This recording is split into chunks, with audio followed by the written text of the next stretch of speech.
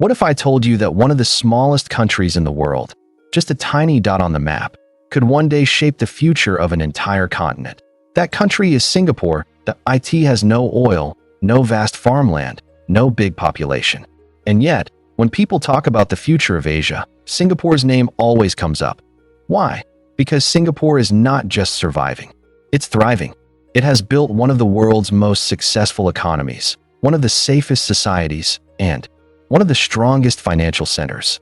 But more than that, it has become a model for other Asian nations to so in this video, we're going to ask a big question.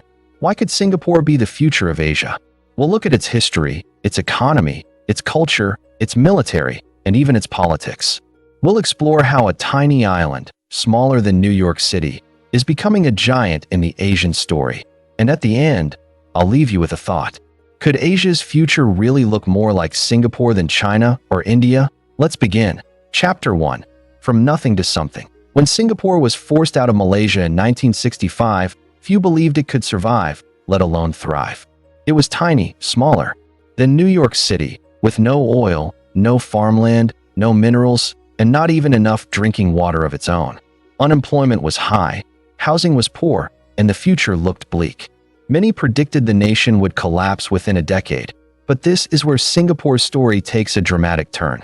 Instead of surrendering to despair, its leaders asked a bold question: what can we build with what we have? Lee Kuan Yew, the founding prime minister, understood that Singapore's greatest resource was not land or oil, it was people. He built a government that valued discipline, honesty, and long-term planning. Corruption was eliminated with tough laws and strict enforcement.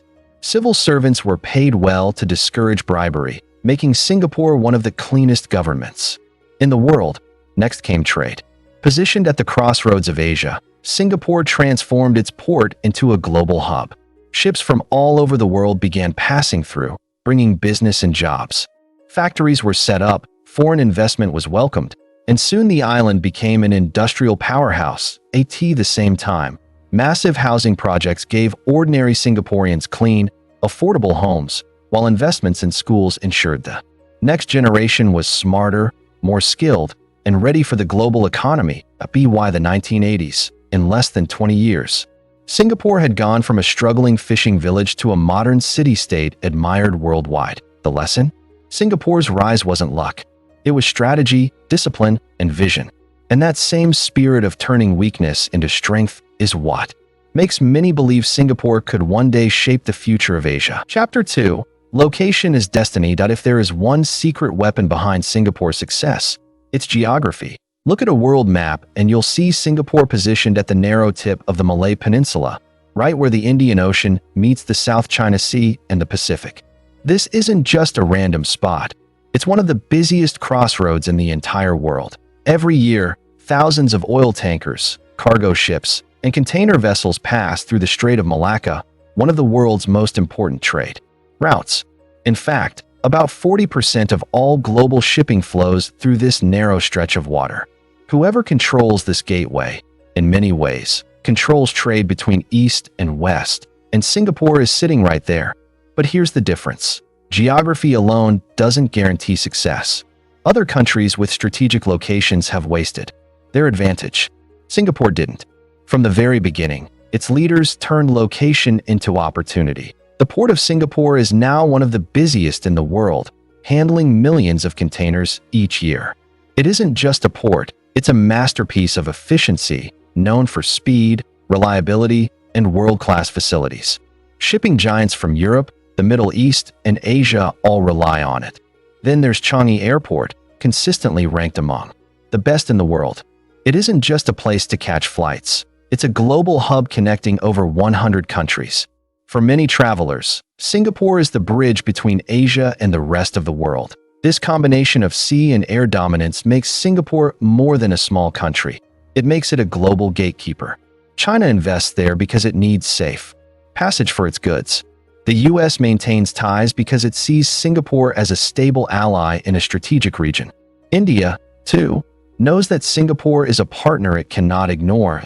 If the last century was shaped by land empires, the 21st century will be shaped by trade routes and connectivity. And that's where Singapore shines brightest. at the heart of the world's traffic, turning geography into destiny. Chapter 3. Economy without borders. Singapore's economy is like no other in Asia because it was built on brains, not resources. Think about it. The Middle East has oil. China had cheap labor. Japan had huge domestic industries. But Singapore? It had none of these. What it did have was vision. From the 1970s onwards, Singapore's leaders realized that the future was not about digging wealth from the ground, but about creating wealth from ideas, connections, and trust. So they built what is now called a knowledge economy. Finance became the first pillar. Singapore transformed itself into a world-class financial hub. Its banking system is one of the most trusted on earth, attracting billions from investors who want a safe, reliable place to store and grow their money. The Singapore dollar is one of the strongest and most stable currencies in Asia.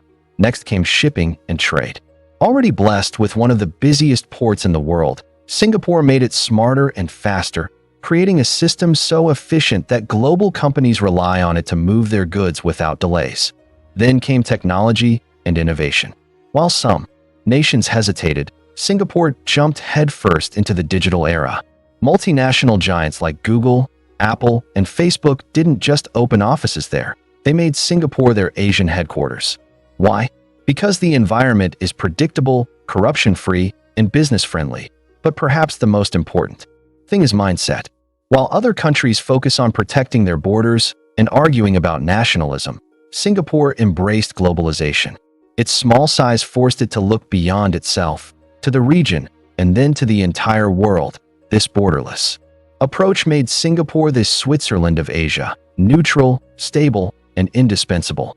Investors know that even when other economies stumble, Singapore keeps moving steadily forward. And in today's unpredictable world, where financial crises, pandemics, and political instability can wreck entire economies, Singapore's model stands out. It shows that prosperity doesn't have to come from land or size. It can come from discipline, trust, and global vision. Could this be Asia's economic model for the future? Many believe it already is. Chapter 4. A safe haven in a stormy region. Asia is one of the most dynamic regions in the world, but it is also one of the most unstable. China and Taiwan sit on the edge of confrontation. India and Pakistan remain locked in decades of rivalry. North Korea and South Korea live in constant tension. Add in shifting U.S.-China relations, and you get a region that is powerful, but fragile. And yet, right in the middle of all this uncertainty, Singapore has built something rare: neutrality.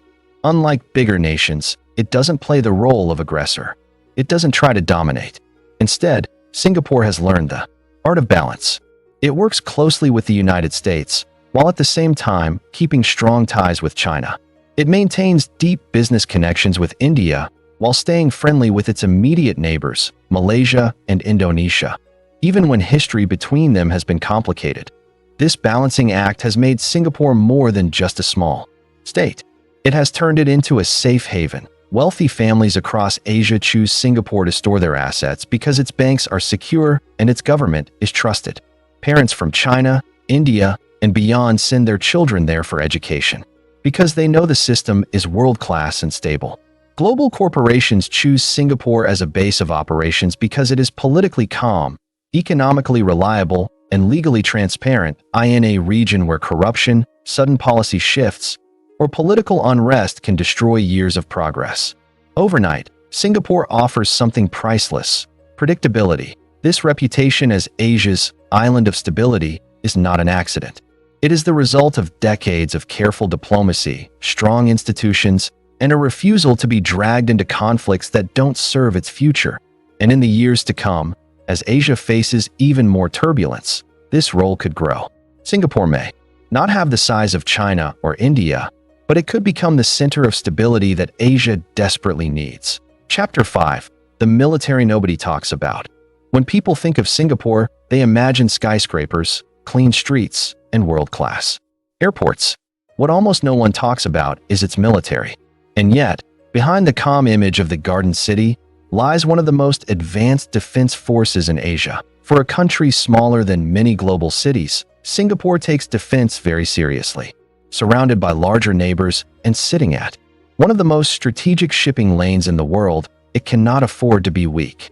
That's why Singapore invests billions every year in cutting-edge weapons, fighter jets, submarines, and now even cyber defense. Its air force operates advanced F-15 and F-16 fighters, soon to be upgraded with the F-35 stealth jet. Its navy may be small, but it is equipped with state-of-the-art submarines and frigates, capable of protecting vital shipping routes. On land, its armored units and artillery are among the best trained in the region. But Singapore's real secret is not just hardware, it's people. Every male citizen is required to serve in the military through national service. This means Singapore's defense is not just an army. It's a society that understands discipline, readiness, and sacrifice. Why does this matter? Because in Asia, strength commands respect.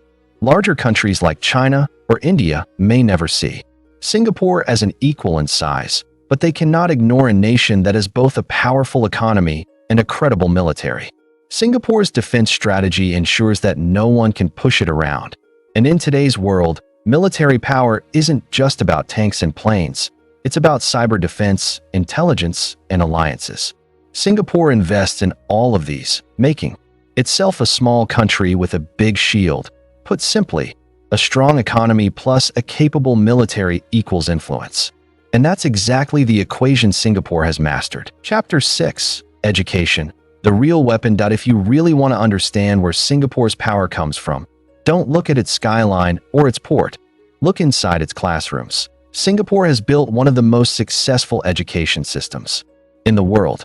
Year after year, its students rank at the very top in math, science, and reading. They regularly outperform students from much larger and wealthier countries. But the secret of Singapore's schools is not just high test scores. It's the mindset they create. From the very beginning, children are taught discipline, focus, and resilience. Lessons are not only about memorizing facts, but about solving problems, thinking critically, and applying knowledge to the real world. Teachers are carefully trained and highly respected, while schools are given resources to innovate and improve. And here's something remarkable. Singapore sees education as its ultimate weapon of survival. With no natural resources to depend on, the country invests heavily in human capital. The belief is simple. If the people are skilled, the nation can adapt to anything. That's why Singapore didn't stop at basic education. It built top-level universities like the National University of Singapore and Nanyang Technological University, both ranked among the best in the world. At the same time, it created technical institutes and training centers to prepare workers for industries like engineering, finance, biotechnology, and artificial intelligence. The result? A workforce that is not only educated, but flexible and globally competitive. Today, Singaporean engineers, scientists, and entrepreneurs are shaping technology, finance, and science not only at home, but across Asia. While other countries spend years debating ideology or politics in their schools, Singapore focuses on one question: how do we prepare our youth to compete globally? And that clarity of purpose has paid off. In the 21st century, wars will not just be fought with armies, but with ideas, innovation, and knowledge. And Singapore understands this better than almost anyone else. That is why many believe Singapore's model of education, practical, disciplined, and globally focused, could one day become Asia's blueprint for success. Chapter 7. Clean, green, and smart. Take a walk through Singapore and you'll notice something that feels almost unreal compared to many other Asian cities. Order. The streets are spotless. Traffic flows smoothly. Public spaces are lined with trees, flowers, and carefully designed gardens. Even in the middle of a bustling financial hub, you'll find green parks and rooftop gardens woven into the skyline. It's no accident Singapore is known as the Garden City. But Singapore's model goes beyond beauty. It's about survival and innovation. From the very beginning, its leaders realized that a crowded island with limited land must be managed with precision. That's why Singapore pioneered urban planning decades before it became popular worldwide. Today, Singapore is one of the world's leaders in smart city technology. Using AI, data, and sensors, the city manages traffic lights to reduce congestion, monitors energy use to cut waste, and even controls water systems to recycle every drop. Its Smart Nation initiative is one of the most ambitious in the world, aiming to integrate technology into daily life in ways that make the city more efficient, sustainable, and livable. In a future where climate change, pollution, and overcrowding will test Asian megacities like Jakarta, Delhi, and Manila, Singapore already has the blueprint. It produces part of its own drinking water through advanced recycling systems, manages limited land with vertical housing, and invests in renewable energy solutions. Other countries are taking notice. Urban planners from across Asia and beyond study Singapore's housing policies, transport networks, and sustainability projects as a model for what modern cities could become. So when the world asks what a future Asian city might look like, clean, green, and efficient, the answer may already exist, and it's called Singapore. Chapter 8: Challenges Ahead. Of course, Singapore's story isn't without obstacles. For all its success, this tiny nation faces challenges that could shape its future. The first is population size. With just over 6 million people, Singapore is one of the smallest nations in Asia. Unlike China or India, it doesn't have a massive domestic market to fuel endless growth. Every gain must come from global trade and foreign partnerships. That means Singapore is always vulnerable to global economic shifts. Then there's the cost of living. Singapore is safe, clean, and modern, but it is also expensive. Housing prices, healthcare costs, and everyday expenses are some of the highest in Asia. For ordinary Singaporeans, the pressure to keep up with rising costs is a real struggle, and it could create social tensions if not managed carefully. Another challenge comes from geopolitics. As the rivalry between the United States and China intensifies, Singapore is caught in the middle. It relies on America for security, but it also depends on China for trade. Balancing these two giants without being forced to pick sides is one of its toughest diplomatic tests. And finally, there is the challenge of constant innovation. Singapore cannot afford to stand still. With no natural resources, it must continually reinvent itself, whether in technology, finance, or sustainability. If it slows down, others will overtake it.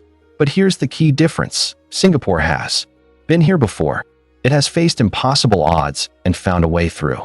Its history shows that when other nations freeze, Singapore adapts fast. That survival instinct, sharpened over decades, may be its greatest weapon of all. Conclusion: why Singapore could be the future of Asia. So, why could Singapore be the future of Asia? Because it brings together everything the region desperately needs. An economy that is strong but stable. A government that is disciplined but not oppressive. A society that is innovative but not chaotic. And a foreign policy that is neutral but never weak. It shows that progress doesn't have to come from size or natural resources. Progress can come from vision, discipline, and the courage to plan decades ahead. Singapore proves that you don't need to be a giant to lead. You just need to be smarter, faster, and more reliable. Look around Asia today. China and India are rising, but both face enormous challenges: political divisions, pollution, social inequality, intense relations with their neighbors. These giants may shape the headlines, but Singapore quietly shapes the future by offering a third path: small, smart, and stable. And maybe that's the lesson for the 21st century. The future of Asia might not look like an empire stretching across vast lands, but like a network of efficient, connected, knowledge-driven cities modeled after Singapore. That's why many believe Singapore is not just a success story. It's a preview of tomorrow. Clean streets, smart technologies, trusted banks, world-class schools, and a disciplined but free society.